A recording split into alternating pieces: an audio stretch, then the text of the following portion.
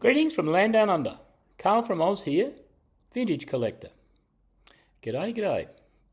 First of all, before I go any further, I just want to mention this is episode number 68. The previous episode I did was about Sports Illustrated and about Rod Carew. And I very inadvertently completely forgot to show a handful of my Rod Carew cards. So I'll very briefly do that now. Very mistaken of me the other day. This was the first one. It's an Islay's card. I've shown the complete set of these before, but this is the Islay of Rod Carew. The next one is a Decal Edge. It's card number 12 of a set of 33, which I have. I have some duplicates of some of these. That's that one. This one is when he was with the Twins. It would be a 1969 card because the stats refer to 68 and earlier. The next one is a Flair, and this would be a 19, hang on, I'll get my glasses. This would be an 83 card, I'm figuring. The statistics on the back go up to 82.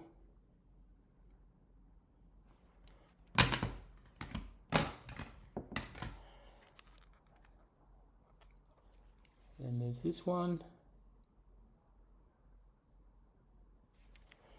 This one's a Sporting News one.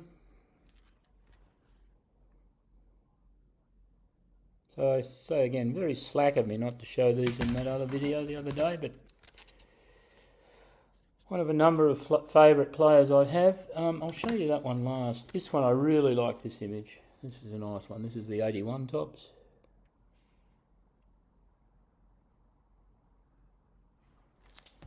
The next one is 84, a Drake's.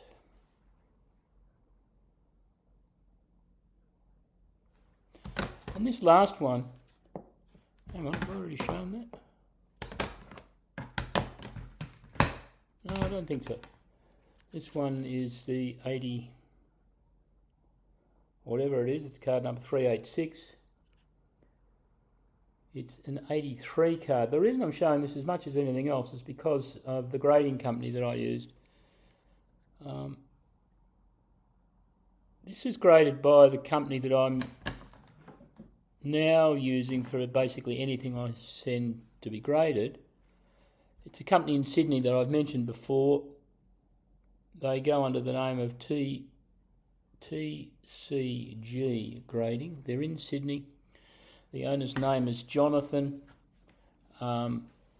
Easy to deal with. I know America's a long way from here, but PSA's a long way from here too. What am I trying to say? He's based in Sydney. He's a long way from America, just like PSA is a long way from me. Now, the real reason for this video is it's going to be Melbourne Olympic Games related. I thought to do this the other day. I went to a couple of big games over this past long weekend at the Melbourne Cricket Ground, which is truly the best stadium we have in Australia by an absolute street. It's gone under various renovations and reiterations, etc., and it's about to go under another one. It's an interesting ground in itself in that it is jointly owned and run by the state of Victoria and by the Melbourne Cricket Club itself. I'm a full member of the Melbourne Cricket Club and have been for about 20 years. It's one of those clubs where you usually your name gets put down at birth, and by 16 or 17 you might have a provisional membership. My name wasn't put down at birth, but I had entree into the club by virtue of the fact that they took on a large number of provisional members back, I think in 1991 or 92, in order to finance a huge renovation of the stadium, which they went ahead and did. So I was lucky enough to get in as a member, a provisional member. I've been a full member for the last 15, 20 years. It's well worth joining. As an example, the fees for membership at the club are, I think, currently running full memberships about $700 Australian, $700 or $800 Australian, which equates to about $500 US. And from that, you can go to any Australian football game that's played at the ground, and there are at least 2 every week, Friday night and Saturday, or Thursday night and Saturday, or whatever. The weird thing about our foot, and people join the cricket club more often than not, primarily so they can go to the football in the winter. Our major football league, which is called the AFL, now has teams in two in Brisbane, 2 in I'll ignore that, 2 in Brisbane, 2 in Adelaide, 2 in Perth, and about 10 in Melbourne. The original league started in Victoria, my state, so there's still 10 of the major teams within either the Melbourne metropolitan area or, in the case of Geelong, about 50 miles away. Quite unique worldwide. They regularly get attendances at the Melbourne ground of 60, 70, 80,000. Crazy. On the weekend just gone, I went to a game both Saturday and Sunday. The Saturday game was between my team, Carlton, and Essendon, both floundering teams at the moment, and yet they still attracted 76,000 people. Then on the Monday, literally within 24 hours, there was 88,000 at the Monday public holiday game. In September coming up, as you're probably aware, the 49ers are playing against the Chargers, I think it is, in one of the international games that NFL put on. Funnily enough, that's going to be on September the 11th, our date, 10th your date.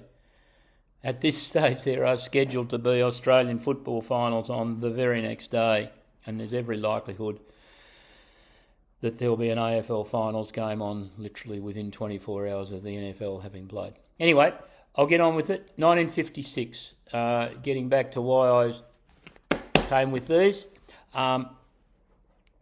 There's a huge permanent display on at the Melbourne Cricket Ground of what was commemorating the 1956 Olympics. Now, anyone who can do the math can work out that it is literally 70 years ago this year since those Olympics were held. They were monumental. I've got notes for this stuff. This set I'm going to show you, I have no idea the origin of it, other than I know it's Australian made. There's no branding on it whatsoever. I'll just show you the very first one. This is of the stadium, and you'll see that the Melbourne Olympics logo appears just there on all of these cards, but I'll get back to that in a minute. In 1956, television arrived in Australia, way behind the rest of the world, and it kicked off in Australia as much as anything because the Olympics were coming, and the entrepreneurial side of business wanted to capitalise on that, so licences were rushed for, I think in both Melbourne and Sydney there were 2 commercial licences granted, plus a national government sponsored, if you like, channel very similar to the BBC in England. So, 1956, the television arrives. I'm 5.5 years old. We have no television at that stage. I think we got our first television in about 1958, 57 or 58. So the Melbourne Olympics come along. So what do lots of people do? They literally go down to the local electrical goods store in the evenings, set up camp chairs, fold-out chairs, beanbags, although I don't think beanbags existed then, and literally watch through the windows of the stores like a loop of the day's activities at the Olympic Games. And I distinctly remember going to, I think it was the Veals, spelled V-E-A-L-S, electrical store in our neighbouring suburb, Box Hill. to go and watch these replays. The Olympics were held in November, which is literally the second month of our summer. So the weather would have been quite warm, and as I say, I distinctly remember as a 5.5-year-old, it's probably my first real memory of sport, going to watch for like an hour or two at 8 or 9 o'clock in the evening, which was late for my age group, obviously. But I'd be taken down by mum and dad, and my siblings would come along, although my brother, I was talking to him yesterday, he doesn't remember it, strangely enough, but I certainly do. So we would do that. Now, the venues were quite interesting because I think approval to get the Olympics wasn't finalised until about 1953 or maybe even 54. Obviously, they weren't quite as sophisticated or as professional as they now are, but for the time it was a massively big deal. So the main venue was this one, the Melbourne Cricket Ground. It's been around literally since about 1850, I think. I'm a member of the Melbourne Cricket Club, and I actually picked this cap up on the weekend. And it was established the club was established on this at this location in 1838. Melbourne was established in 1836. So the cricket club would have been, I would imagine, probably the very first sporting club in my state, which was, of course, then a colony. Across the road from the Melbourne Cricket Ground was this very state-of-the-art swimming stadium built, incredibly modern for the time, 1956, 70 years ago. That building now is still existing in exactly the form it is there now, although it's not a swimming pool. It is now part of a training centre for one of our main, and I'll use the term Major League Australian rules football teams, probably the most iconic. I'm being a bit biased here. I think Carlton's the most iconic, but this is certainly, to everyone other than Carlton supporters, the most iconic club, and this is the Collingwood Football Club. And Collingwood have their training headquarters there, indoor weight rooms and all of that. And then literally 400 metres up the road, they have a practice field, which is open to the public whenever they train. And that, as I say, that stadium still exists. The next venue, which I find quite interesting, this is where they held the wrestling and the indoor sports like gymnastics, wrestling, Greco-Roman, Greco-Roman wrestling, gym, all of that sort of stuff. They were held at the exhibition buildings, which is probably a mile from the Melbourne Cricket Ground in the suburb of Carlton. That, interestingly, was where Australia's first independent parliament sat in 1901, when we finally were granted non-colony status by that wonderful organisation known as Great Britain. And prior to that, we were a continent of 5 or 6 colonies. The next venue is not within the precinct of Melbourne. It's in probably the most famous gold rush town in Australia's history, a town called Ballarat, or city called Ballarat. It's about, and I'm guessing, I think it's about 60 or 70 miles west of Melbourne. The gold rush came in Australia in around about the same time as the California gold rush, 1849, 1850. And there's a lake there called Lake Wendouree, and it was on Lake Wendouree that they held all of the rowing events, both the sculling and the traditional rowing events. So to go to the first of the participation cards, and I will, hang on, I'll just get a bit ahead of myself here. Oh, that was the other thing I was going to mention, sorry. The equestrian events were not held in Australia. And that was because, and to this day, Australians' quarantine laws, because we are an island continent, we are able to maintain with due vigilance a very successful, by world standards, quarantine policy. And that prevented horses from coming into Australia. They would have had to have, if they were going to have the equestrian events in Australia, they would have had to have brought the animals to Australia probably 12 months before, which was never going to be practical. So all of the equestrian events for the Melbourne Olympics were in fact held in Stockholm in Sweden. Okay, so the first of the participation cards, we'll start with, they refer to it on the card as running, not athletics, but running. And of course, being in Australia, there's an image of an Australian female runner, probably our most famous ever Australian female runner, one Miss Betty Cuthbert. She won at the Melbourne Olympics both the 100 metres and the 200 metres. She also was in the relay, and I think she might have won the hurdles as well. I'm pretty sure she did. In the men's, Bob Morrow of the United States won the 100 and 200. Right, the next card is in fact hurdles. Sorry, I should also mention that in the relay races, the 100 metre relay, the men's was won by America, USA, and the women's by Australia. That's running. The next one is in fact hurdles. And yes, I was right. Betty Cuthbert won the women's hurdles, and Lee Calhoun of the USA won the men's. The next one I'm showing is the boxing.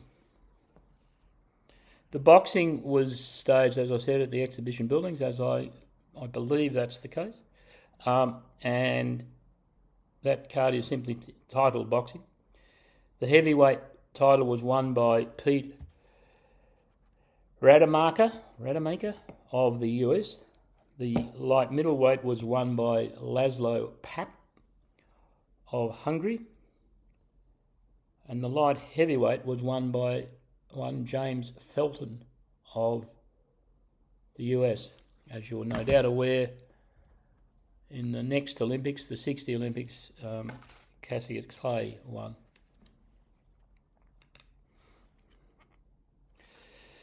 Next is the card for gymnastics. Again, that was held, I'm sure, at the exhibition building.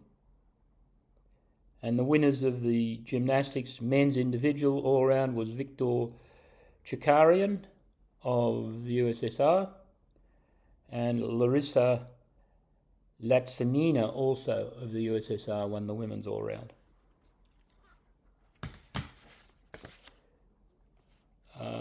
The next one is basketball.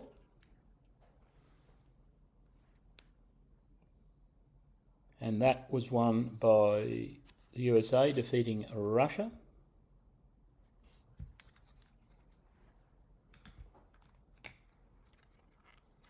The next one was cycling. Now, there was a velodrome built,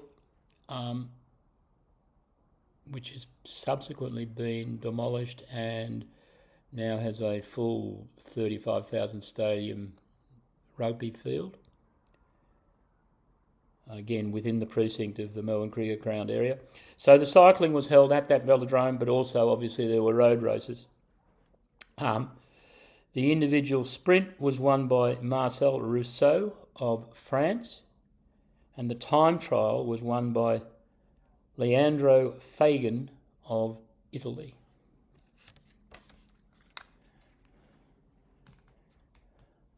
Next is wrestling, and the heavyweight freestyle was won by Hamit Kaplan of Turkey, and the heavyweight Greco-Roman wrestling was won by Anatoly Parevnov. Guess where? USSR.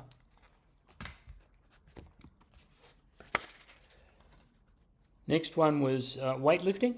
Again, you'll see in the background the ornate illustrations of the interior of the exhibition buildings, this sort of curved effect in the window area. The heavyweight weightlifting was won by Paul Anderson of the US, and the bantamweight was by Charles Vinci Jr. of the US. That was the bantamweight, sorry. And then the lightweight was won by Thomas Kano, also of the US. Swimming. Now, please don't accuse me of too much Australian bias here, but Australia did absolutely dominate the swimming events at the Melbourne Olympics. So here's an image of the swimming. And as I said, please don't go all anti-Australian on me here, but Australia did really corner the big blue ribbon events of the swimming. In the freestyle 100 metres, it was won by John Hendricks of Australia. In the 1500 metres and the 400 metres, it was won by Murray Rose of Australia, who subsequently, I think, swam both in the Rome and, I think, the Tokyo Olympics. But Murray Rose was straight out of central casting. If you want to have a look at a good-looking Caucasian man, check out photographs of Murray Rose. He subsequently moved to the US and was very much a celebrity of his time. In the women's swimming was won by, the 100 metres was won by Dawn Fraser, who I believe subsequently became the only woman to win it, the 100 metres swim freestyle in 3 successive Olympics, both Melbourne, Rome and Tokyo. And the 400 metres was won by a lady with the unfortunate surname of Lorraine Crapp. She was a 400 metre swimmer. I want to mention the water polo. In 1956, Russia invaded Hungary, or to put it the other way, the Hungarians attempted an uprising not that different to what happened to in Poland years and years later with Lech Walesa and the Gdansk shipyards. But in 1956, Russia, the tanks rolled into Hungary to suppress an uprising. The Hungarian water polo team moved, I think, to Greece or Turkey because they were aware that shit was about to happen, so they moved, up stakes moved, and in fact didn't find out the full extent of the suppression of the uprising until they got to Australia for the Olympics. Hungary subsequently won the gold medal in the water polo, but not until after the famous blood in the water water polo match, which if you're at all interested, you should look up because it was literally a bloodbath. And Hungary defeated Russia in that 4-0 to go on from the semi-final to win the final. I don't have anything in the way of cards relating to that, but it's a very, very interesting time in political history and Olympics history. The next one is a soccer card. All I can tell you about the soccer is that it was won by Russia. The next is, pardon me, I've got an itchy nose. Shot put, which was won by Parry O'Brien of the USA. And the women's was won by Tamara Tiskevich of the USSR.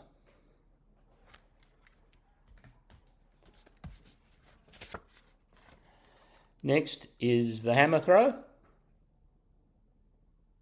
which was won by Hal Connolly of the USA.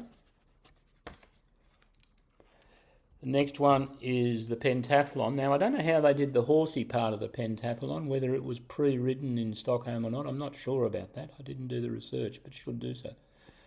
But the pentathlon was won by Lars Hall, L-A-R-S, Hall of Sweden. The next was the diving. The 10-metre platform was won by Joaquin Perez of Mexico. The 3-metre springboard was won by Robert Coltworthy of US.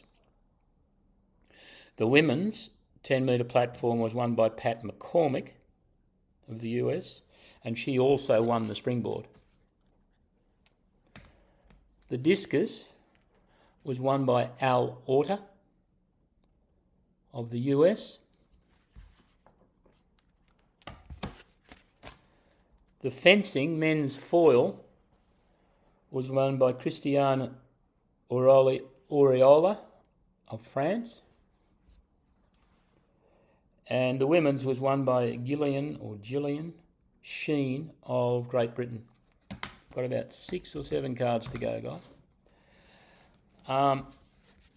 The long jump, Greg Bell of the US and Elizabeta Krzyńska of Poland won the women's. The high jump, won by Charles Dumas of the US, and the women's was won by Mildred McDaniel of the US. The yachting, which was sailed primarily in Port Phillip Bay, which is the bay on which Melbourne was settled. The thin class was won by Paul Elvström of Denmark. Then the 2-man star class was won by the US, and the 2-man Sharpie class was won by New Zealand.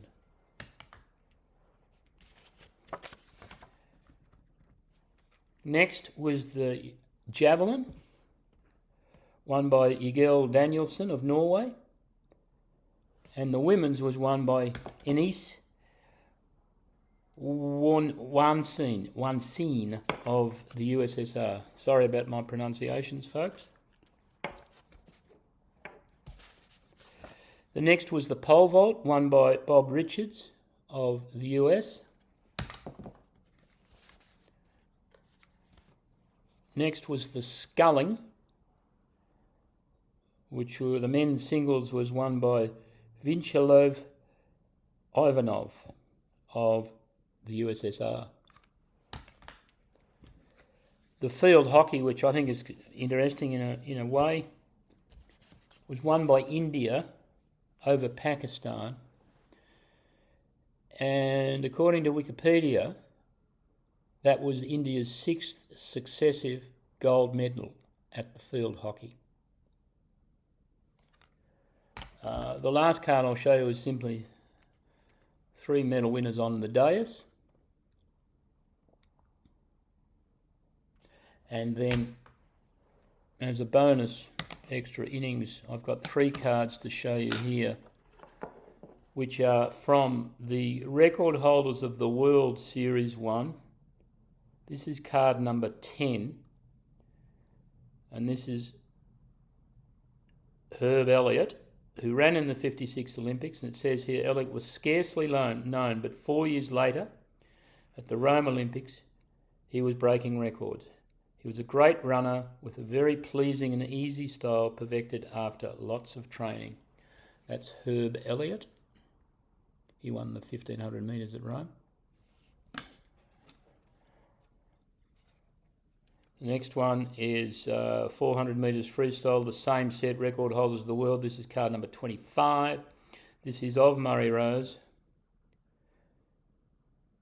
And this is the 400 metres freestyle.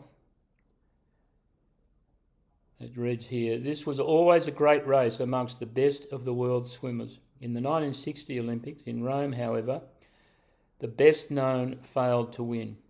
Amongst them was Conrads of Australia, Ian Black of Great Britain and Murray Rose. Murray Rose was placed first, beating his old 56 Olympic record of 4 minutes and 18.3 seconds. That's Murray Rose again, and as I said, if you want to check out his visual profile, very good looking man. And then the last card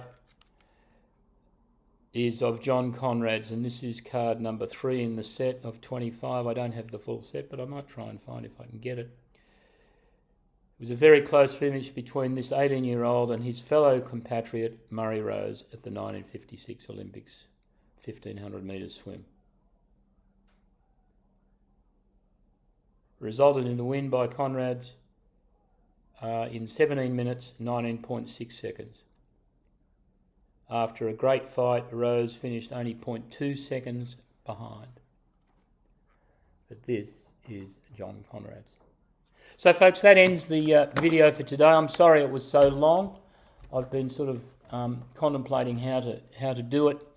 So I will piss off and say thank you for watching. Like and subscribe if you so choose. Appreciate you watching.